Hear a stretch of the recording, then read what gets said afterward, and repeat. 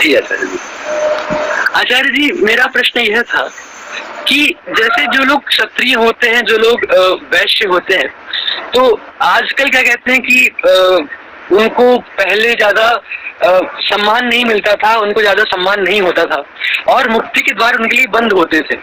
वहीं पर क्या होता है कि कुछ कथाओं में सुनने को मिलता है कोई मांस बेचने वाला भी बस अपने कर्तव्य पालन करते करते वो मुक्ति तक पहुंच गया।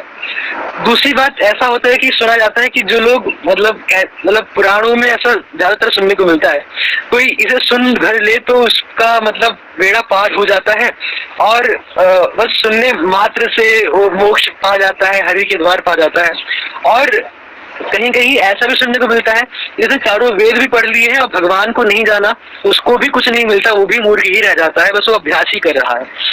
तो हम किसे माने कि मतलब, और दूसरा ऐसा भी होता है कि कुछ लोग कहते हैं कि बस अपने कर्तव्य का पालन करो तो तुम मतलब मोक्ष को पा जाओगे, मतलब ऐसा कहते हैं कि धर्म को ही बस चलाते रहो। और कुछ लोग कहते हैं कि धर्म के साथ साथ ध्यान और उसके साथ ही साथ हमें और भी क्रिया करनी पड़ती हैं, तो उसमें हमें क्या कैसा मतलब मोक्ष के लिए हमें कैसा जीवन शैली अपनानी चाहिए आचार्य जी? मुझे परीक्षा में 90% नंबर लाना है, तो मैं पुस्तकों का रोज दर्शन करूं तो काम हो जाएगा? कदापि नहीं आचार्य।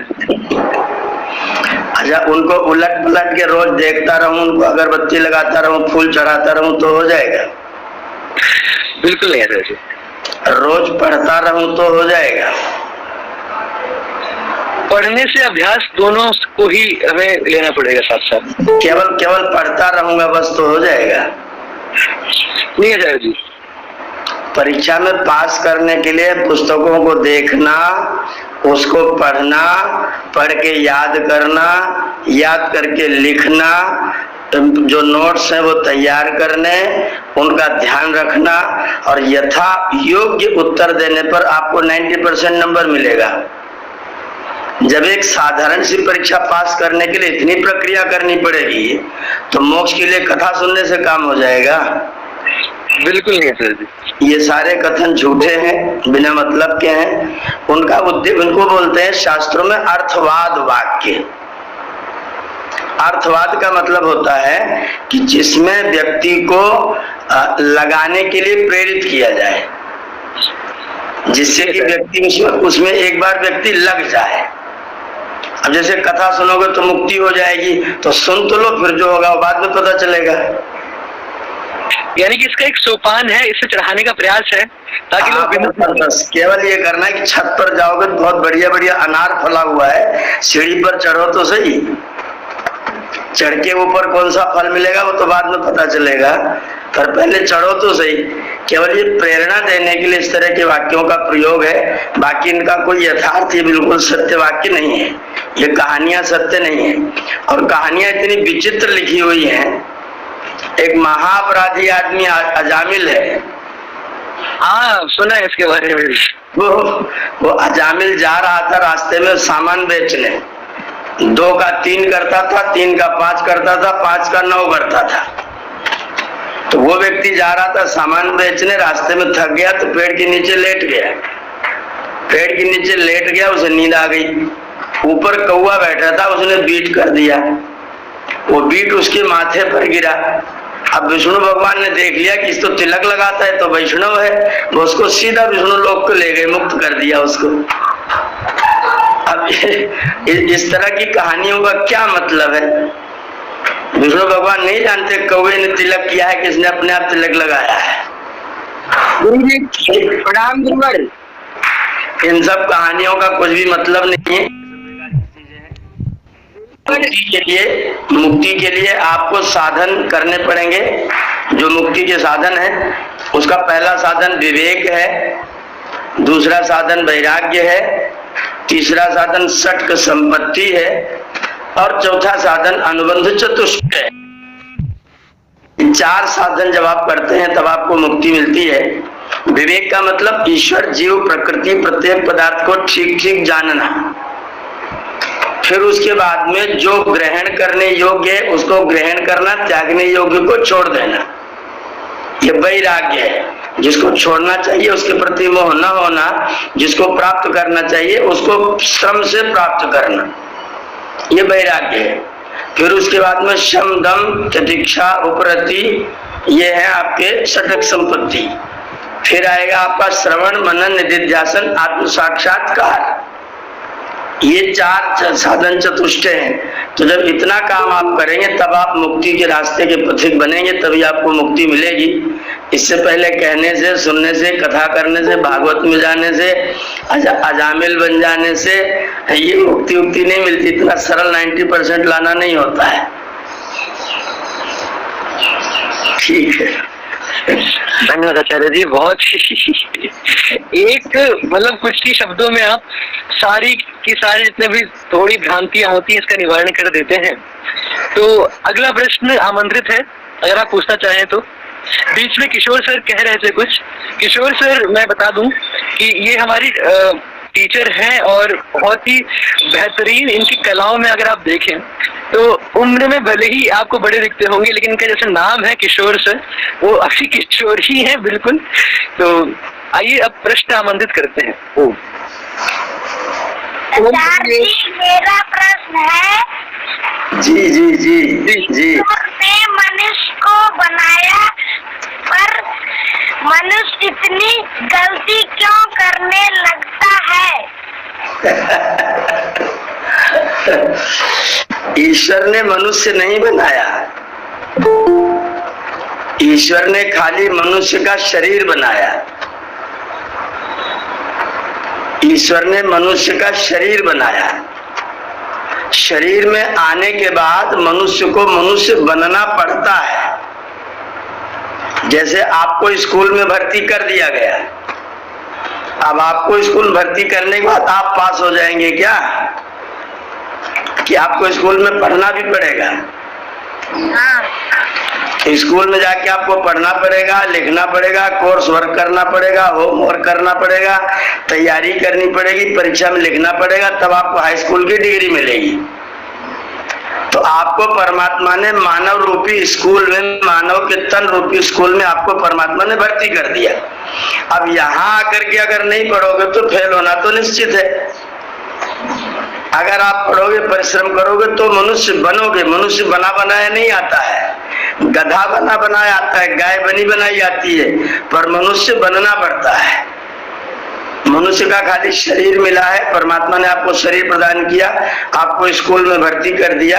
अब आप अपनी तैयारी करिए, पढ़ाई करिए, गुरु जी की बात मानिए, नोट्स बनाइए, अच्छी तैयारी करिए, बढ़िया सुंदर लेख बनाइए और परीक्षा में टाइम से जा करके यथोक्त उत्तर दीजिए, तब आपको सही सही नंबर मिलेगा।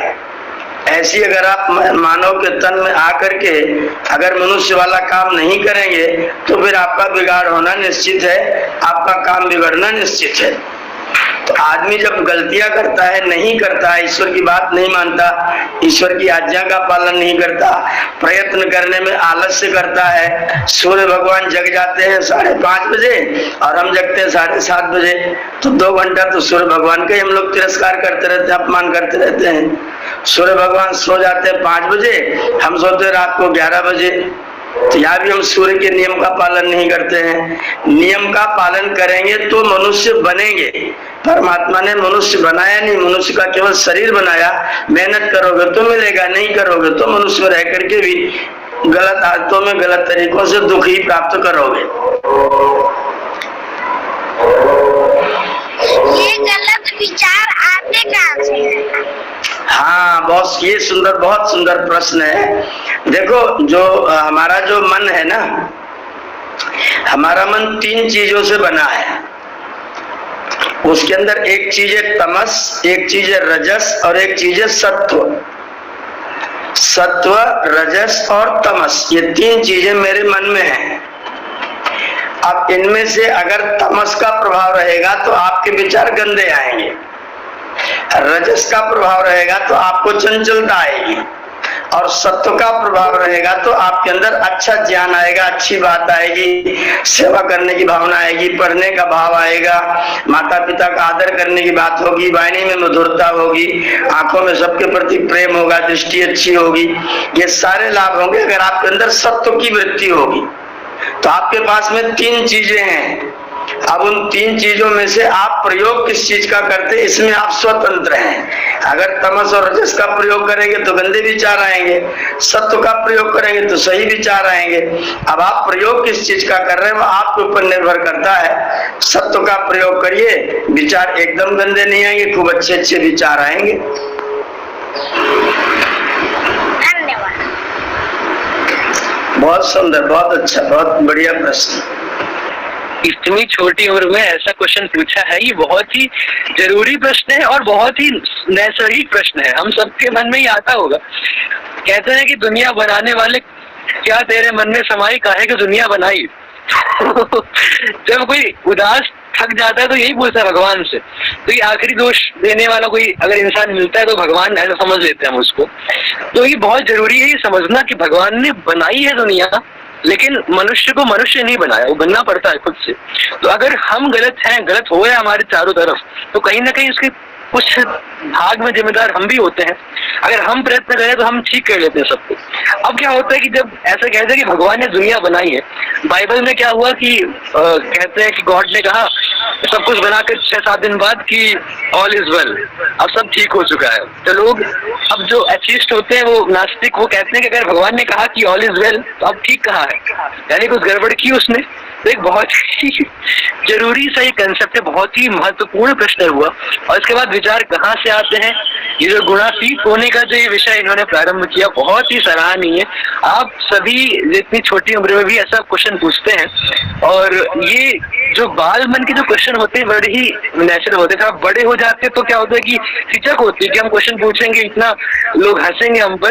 तो यह जो कक्षा है हमारे दबे हुए, हमारे छिपे हुए प्रश्नों को पूछने की, ये बहुत ही जरूरी है। और आपसे मैं आग्रह करता हूँ कि इस कक्षा को छोड़े मत, और अपने प्रश्न अगर खुद नहीं पूछ पा रहे हैं तो अपने बच्चों से, जो भी आपके घर में कोई छोटी उम्र का है, उसके ही नाम से पूछवा दे, ताकि आपको लज्जा भी ना आए और साथ ही साथ हम सभी का एक तरह से प्रबुद्ध हो जाए हम सभी। तो ऐसा प्रयास करते हैं। अगला प्रश्न सादर आमंत्रित है।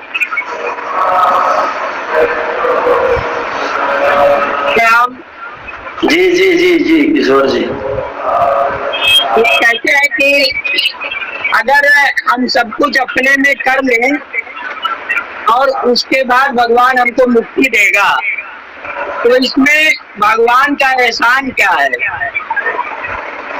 वो आपके ऊपर एहसान कर कहाँ रहा है? वो आपके ऊपर कोई एहसान नहीं करता है, चिंता मत करिए। जी, जैसे आ जाता है ना गुरु जी कि नाना शास्त्र पठेन लोके नाना दैवत पूजनम, आत्मज्ञान बिना पार्थ सर्वकर्म निरर्थकम। तो ये है कि जैसे हम आप ज्ञानी हैं, हम आप तो अध्ययन कर सकते हैं, हम आप हर पुस्तकों को पढ़ सकते हैं, लेकिन अन्य जो लोग हैं जो पढ़े लिखे नहीं हैं किसी कारणवश, और ये हर प्रकार के कर्म कांड नहीं कर सकते हैं, तो उनको मुक्ति कैसे मिलेगी? महर्षि दयानंद से यह प्रश्न एक जुलाहे ने किया था। एक जुलाहे ने स्वामी जी से प्रश्न किया कि स्वामी जी, मैं तो कहीं स्कूल नहीं गया, पढ़ना लिखना आता नहीं, धन इतना है नहीं, मैं धर्म कैसे करूं, मेरी मुक्ति कैसे होगी? तो स्वामी जी ने उसको प्रश्न उत्तर दिया कि तुम करते क्या हो? बोला, मैं जुलाहे का काम करता हूँ, धुनिया हूँ, रुई धुन करके लोगों को देता हूँ।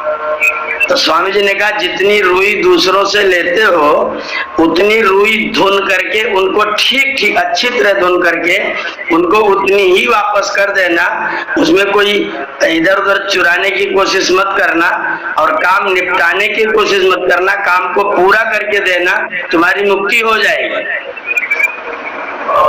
तो आप अपने काम को, जो आपको काम आपके पास में है, उस काम को जब आप पूरी निष्ठा और श्रद्धा के साथ में करते हैं तो आप मुक्ति के रास्ते पर चल रहे होते हैं। उसके लिए किताब पढ़ने जाने की कोई जरूरत नहीं है। अपने कर्तव्य कर्मों को ईश्वराज्ञा समझ के अपने कर्तव्य कर्मों को और पूरी निष्ठा के साथ जैसा होना चाहिए वैसा करने वाला व्यक्ति भी मुक्ति के मार्ग का पथिक बनता है।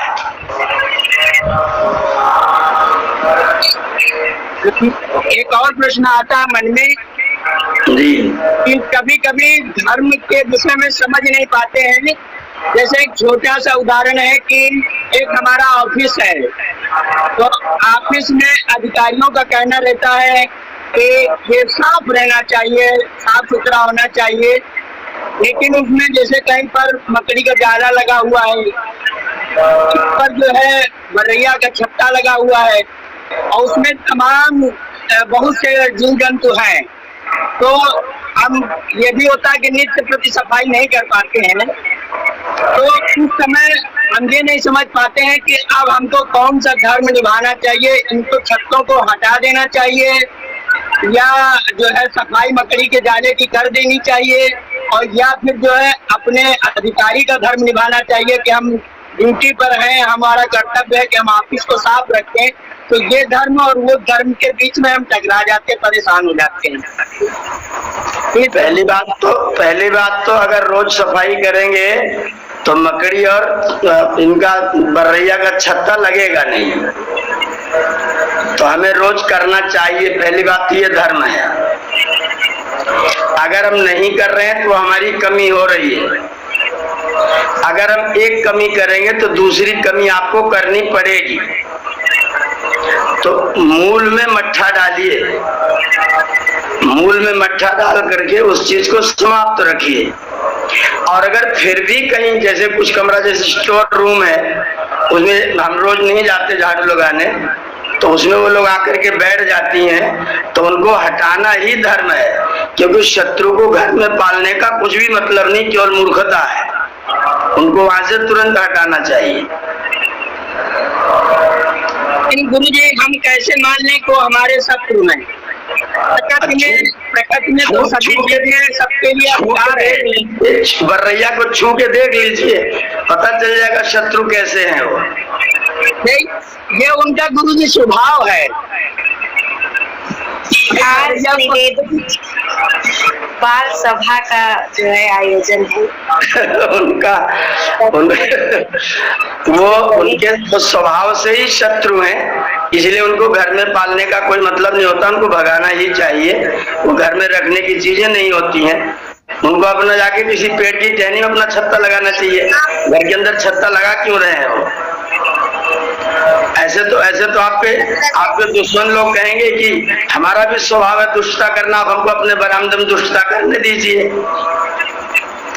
कोई मुसलमान आएगा बोले दुष्टता करना हमारा स्वभाव है, हम आपकी गाय को आपके दरवाजे पर काटेंगे, तो उनको काटने दीजिए। ये धर्म होगा? मूर्खता होगी, जड़ता है। इसे मूर्खता कहते हैं। बच्चों को प्रश्न जन्म दीजिएगा जी। किशोर जी, आप कल से ले लीजिएगा प्रश्न। हाँ, बहुत बहुत आभार सर का। तो दोस्तों, इनका नाम है किशोर, बिल्कुल किशोर भाई के ही है, और बहुत ही अच्छा प्रश्न पूछा। यह भी एक प्रश्न अक्सर हमारे सामने आता है जब हम घर में होते हैं, सफाई कर रहे होते हैं, और खासकर तब जैसे कि अभी मेरे मन में तब आया था जब हम आर्य समाज में इसका एक तरह से मुझे नया जीवन ही दे रहे थे, तो उस वक्त की बात है। तो ऐसे प्रश्न आते रहते हैं और सर ऐसे प्रश्न आप पूछा करें। आज बाल सभा का आयोजन है और सर के बारे में बता दूं, पुराणों के बहुत बड़े जातक भी हैं और जहाँ पर ऐसा कहते हैं कि हर एक जीव में भगवान को देखना, तो पुराणों में जितना कुछ कहा है सर अक्षरशः पालन करते हैं। आइए, प्रश्न आमंत्रित है। आचार्य जी, जब हम पढ़ते हैं मेरे दिमाग में कुछ रहता नहीं है। जब हम पढ़ते हैं मेरे दिमाग में कुछ रहता नहीं है। बाद में पढ़ते समय कुछ नहीं रहता है। पढ़ते समय बाद में पढ़ते समय तो आता है ना। हाँ। अगर कोई सामान आ जाए अगर कोई सामान आ जाए और वो निकलने ना पाए, उसके लिए क्या करना चाहिए? छेद को बंद करना चाहिए। छेद को कैसे बंद करेंगे? जलते हुए दीपक को, बल्ब को मत देखना, जलते हुए दीपक को देखिए। घी का दीपक आपके घर में जलता होगा, उस जलते हुए दीपक को देर तक ध्यान से देखिए और ध्यान से देख करके पलक मत झपकाना, आंखों को बंद मत करना, बीच में थोड़ी देर तक लगातार बिना पलक झपकाए देखना और बाद में आंखों को बंद कर लेना। आंखें बंद कर लेना तो मस्तिष्क में वो लाइट दिखाई देगी। जब पढ़ना तो ऐसी मस्तिष्क में लाइट जला के तब पढ़ना। जब लाइट जला के, मस्तिष्क में लाइट जला के पढ़ोगे तो बाद में अगर कभी भूलेगा भी तो थोड़ा सा मस्तिष्क पर हाथ रखोगे, फिर से ध्यान में आ जाएगा। तो थोड़ा ध्यान करके तब पढ़ाई करो तो फिर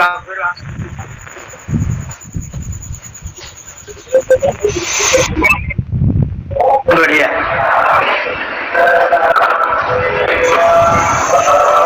तो यहाँ पर अभिज्ञान देखो, त्राटक का भी ज्ञान मिल गया। त्राटक का बहुत फायदा बताया गया है, आंखें भी ठीक रहती है, ध्यान भी ठीक लगता है। हम जब कोटा कहीं पढ़ते हैं वहां पर तो हमें बताया जाता है कि पढ़ने से पहले, क्योंकि पढ़ाई तो बहुत होती है, तो पढ़ने से पहले क्या करें? अपने उल्टे हाथ से लिखना शुरू करें, यानी कि ध्यान पहले लगाएं और फिर पढ़ना शुरू करें। तो आपको निश्चित रूप से जो भी आप पढ़ेंगे वो काफी समय तक आपके मस्तिष्क में रिटेन रहेगा। तो बहुत ही अच्छा प्रश्न, बहुत ही योग विद्या भी हम प्राप्त कर लेते हैं यहाँ पर कहीं कहीं। तो बहुत ही अच्छा प्रश्न आप पूछते हैं, और लेकिन बहुत दिनों से आप प्रश्न नहीं पूछ रहे हैं, है ना? तो अच्छा लगा कि आज आपने प्रश्न किया। तो आइए आगे बढ़ते हैं एक और प्रश्न के साथ।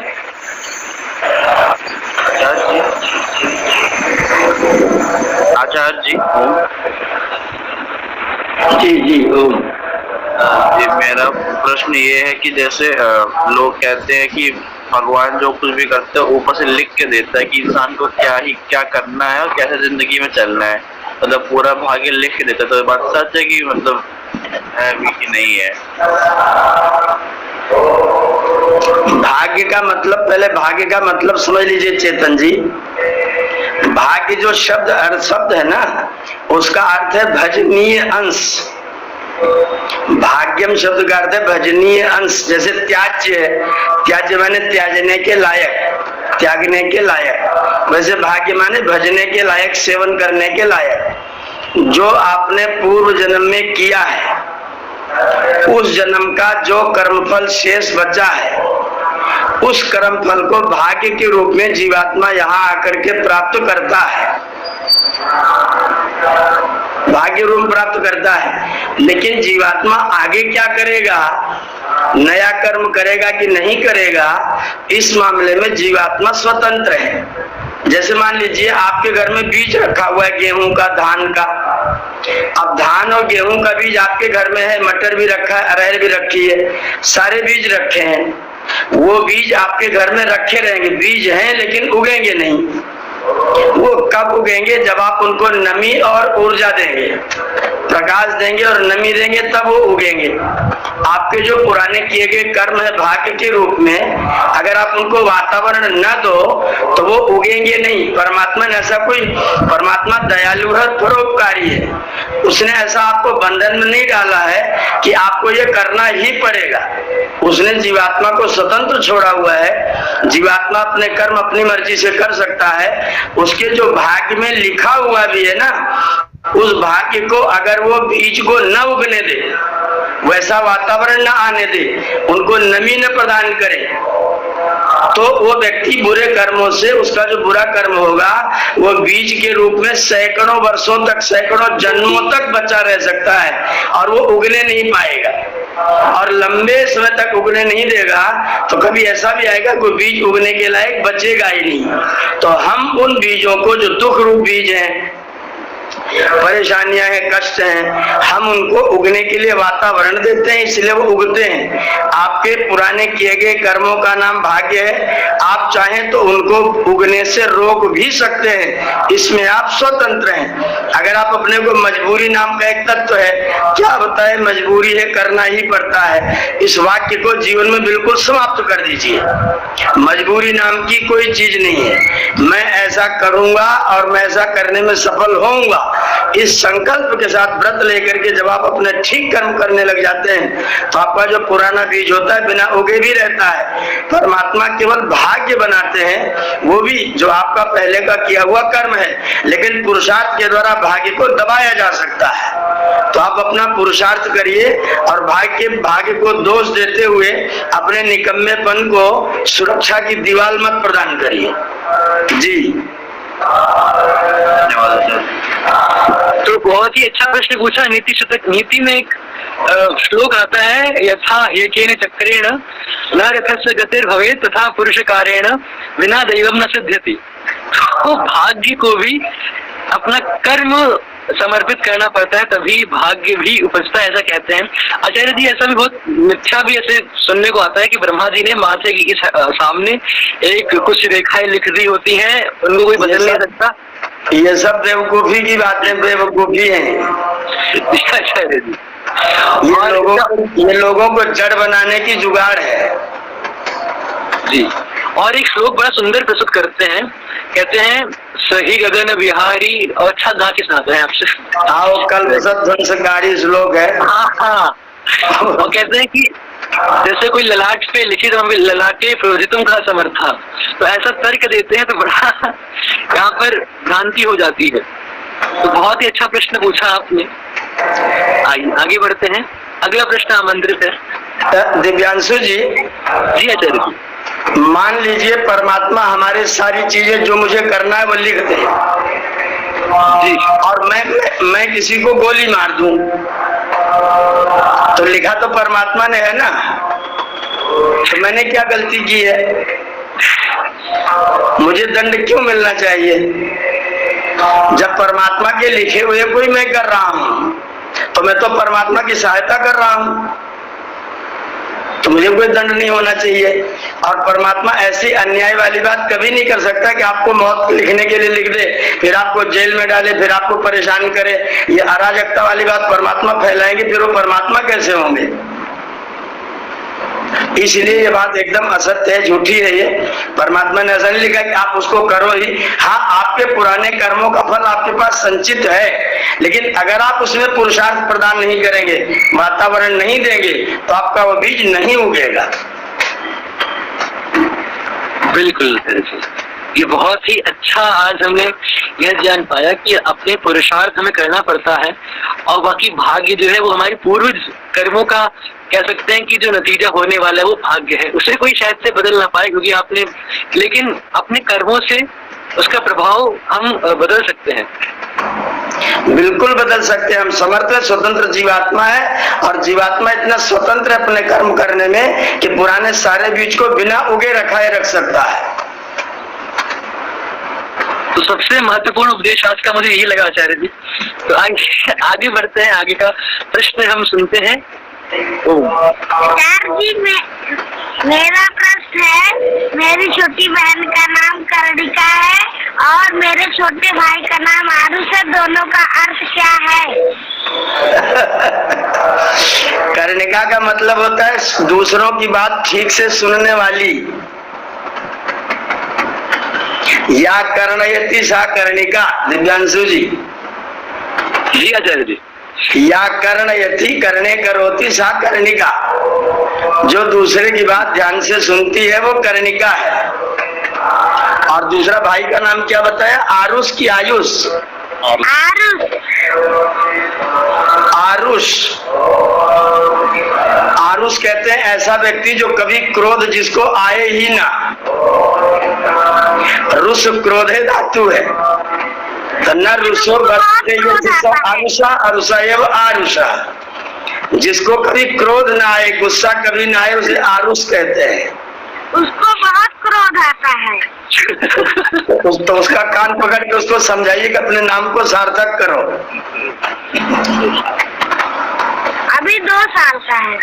हाँ तब तो गुस्सा करता ही नहीं हो। 2 साल वाले को गुस्सा नहीं आता, उसे जिद होती, जिद अपनी बात मनवाने की। हाँ ठीक है। वो गुस्सा नहीं, उसे गुस्सा नहीं कहते हैं, उसे जिद कहते हैं। वो गैस से दूध गिरा देता है, उसको गुस्सा नहीं कहते। अभी 5 साल के बाद गुस्सा कहा जाएगा, अभी वो जिद्दी है, जिद्दी। हाँ जिद्दी है। वो अपनी बात मनवाना चाहता है, उसके लिए कुछ भी करता है। जब 5 साल का हो जाए तब देखना, फिर गुस्सा नहीं किया करेगा। ठीक है। और सुनो, वो अगर करे भी कुछ तो एक तो उसको जिद अगर करे तो उसको विकल्प मत दीजिए, मम्मी को बता दीजिए जिद में विकल्प नहीं देना चाहिए। जैसे कोई बच्चा कहे कि मैं दूध नहीं पीऊंगा, तो ठीक है भाई, जब तेरा मन करे तो पी लेना, कोई बात नहीं। मैं रोटी नहीं खाऊंगा, मुझे बाजार का ब्रेड खाना है, तो ठीक है भाई, जब तुझे भूख लगे तो रोटी ये रखी खा लेना, और नहीं तो बाजार का ब्रेड तो नहीं आ रहा है। अगर आप विकल्प देंगे तो उसका जिद बढ़ता जाएगा, इसलिए विकल्प बिल्कुल मत दो।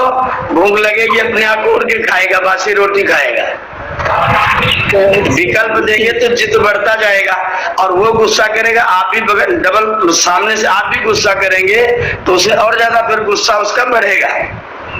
तो उसका गुस्सा बढ़ाना है तो आप गुस्सा मत करिए, अपनी साधना करिए, और दूसरे विकल्प बिल्कुल मत दीजिए जिससे जिद न बढ़ने पाए। विकल्प देंगे तो जिद बढ़ती जाती है।